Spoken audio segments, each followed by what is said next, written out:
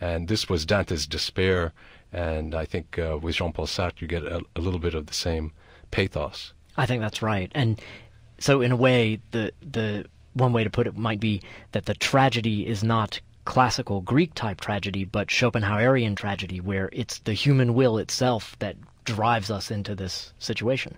And I guess to come back to a little bit of a more abstract philosophical way of putting the same basic point, Sartre's position seems to be that the fundamental project, that basic underlying more spontaneous and primordial decision that we were talking about before, the fundamental project and the situation in which we make our choices are kind of interdefined for him. What the fundamental project is from the inside, the way the person chooses to be herself, that's the same thing viewed from the outside as the situation that she finds herself in. So let's go back to that situation of citizens in a circumstance where the war is breaking out. Well, it's true, if we think about our own war, it's true that it kind of gradually crept up on us how big this war is. So, yes, there is a catastrophic event that is the beginning of it, but was it the beginning of a war, or was that just a grave criminal act? Well, choices were made that turned that event into the beginning of an ongoing war. Absolutely, yeah. And we all took up some stance in our lives toward the fact that those choices were made. And since we did, we helped contribute to the way the world experiences that war, and that forms the situation within which everybody else makes the choices that they make. Yeah.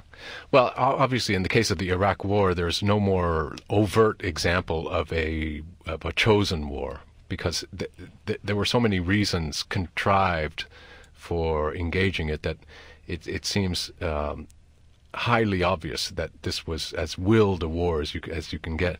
So it's not even a challenge to analyze it from an existentialist point of view. It seems more challenging from an existentialist point of view to maybe even see the the initial, all the causes that precede even the September 11th attacks and so forth, and the way in which things take shape out of a process of numberless individual local choices and then higher synthetic forces that are always somehow choosing the shape that the future is going to take for us. That's right. And, a good way, I think, to think about, I think you're totally right, to contrast the Iraq War as a clearly chosen enterprise versus the war on terror, which many people do, and it seems reasonable to think of as something that was foisted upon us by the outside circumstances. But Sartre's point is, even these things that we think of as foisted upon us, they're really choices too. So it was up to us to decide whether to take this action in the way we took the first World Trade Center attack, as a grave criminal enterprise that needs aggressive prosecution, or to take it as an act of war with a non-state enemy. And a series of choices were made by the political establishment, but also by the body politic, to take it in the second way.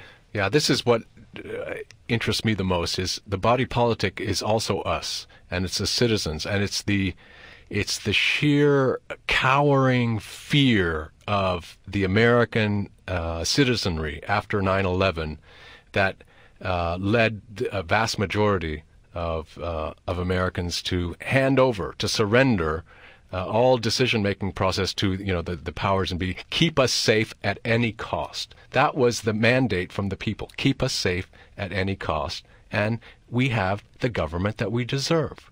So the Bush, those of us who voted or didn't vote for it's not the issue whether I voted for it or I didn't vote for it, whether I was for the war or against the war. The fact is that history in this case, as in most other cases, turns out the way some kind of will, which is a combination of individual and collective will, works its way out. Yeah, and part of what makes it part of what makes the Sartrean existentialist analysis of this sort of thing such a challenging way of approaching questions about your own life is trying to come to grips with the implications of that fact. So, in one way, you might think this philosophy is an especially useful philosophy for thinking your way through times of crisis. On the other hand, it's always a question for you whether the time that we are in, the situation that I confront right here and right now, is the time of crisis. Is this the time when it's important for me to drop everything that I'm doing and devote my entire energies to stopping this large-scale socio-political pattern of events from unfolding? Many of us, including some people who were in favor of characterizing things as a war on terror, and many people who were opposed to it, many of those people decided, well, no, this isn't really the time of crisis. The government has it under control. It's okay if I just go to a few protests, or if I just endorse the overwhelming demand of the people to keep us safe at any cost, or whatever it was. People were willing to go along and let that pattern of events unfold. And so they made the world that they find themselves in now. And in some sense, in some important sense, we are all responsible for that world. On the flip side, it is worth wondering, in any given case, whether this time is the emergence of a crisis, whether it is worth it for me to abandon everything and reject all my other commitments and devote myself to ending this war, or whatever the case may be. If you're abandoning your commitments to your family and your friends and your profession, the people that you're letting down might think that you're unbalanced in your assessment of how grave the risks are. Well, I have two questions in the few minutes that remain. One is, do you think Sartre's existentialism is a philosophy that is particularly pertinent to moments of crisis and not so compelling in moments that are not as critical as the war, the Second World War, or in existential moments of extremity? And then finally, if we have enough time left over, I wanted to ask you about human consciousness and the irreducibility of human consciousness to the status of an object.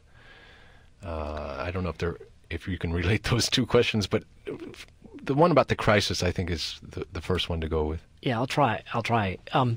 So it seems as though this is a good philosophy for times of crisis because it forces attention on the responsibility that we need to take for whatever course of action one chooses. Of course, it could be that what your circumstances call for is a broad, balanced approach, and that you should put your full existential commitment behind a life in which you balance the needs of your family and your profession and the public claim on your citizenship and so forth. But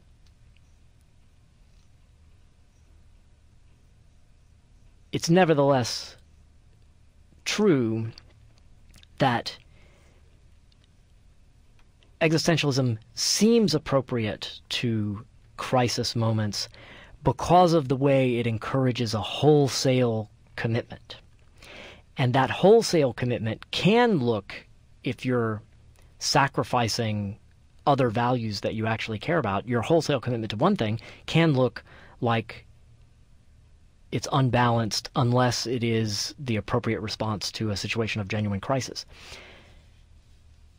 Part of what drives that, I think, is the way the philosophy undermines the standard excuse that we give to other people and ourselves for choosing a more balanced life in which trade-offs between our various commitments are really necessary.